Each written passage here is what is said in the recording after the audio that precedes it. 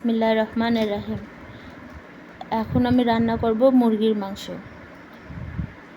প্রথমে পেঁয়াজগুলো একটু ভেজে নিলাম, তারপর হচ্ছে সব মশলা মরিচ, হলুদ, লবণ, মশলা সব দিয়ে একটু নেড়েচেড়ে মুরগির মাংসগুলো ঢেলে দিলাম। ভালো করে নেড়েচেড়ে একটু পানি দিয়ে ঢেকে দেব।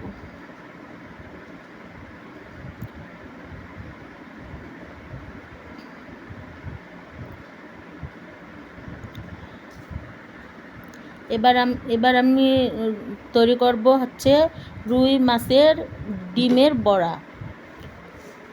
এর মধ্যে দিয়ে দিয়েছি হচ্ছে পেঁয়াজ কুচি, রসুন কুচি, আদা কুচি আর একটু বেসন।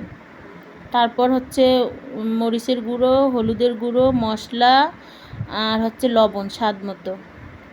মশলা বলতে জিরার গুঁড়ো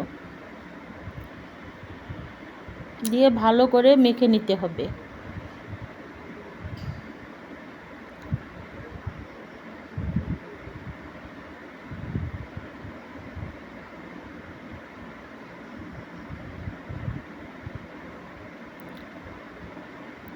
ভালো করে মেখে নিয়ে ডুবো তেলে ভাজতে হবে।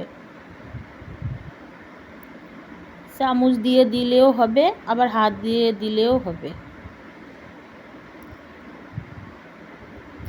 এভাবে দিয়ে ভেজে নিতে হবে লাল করে।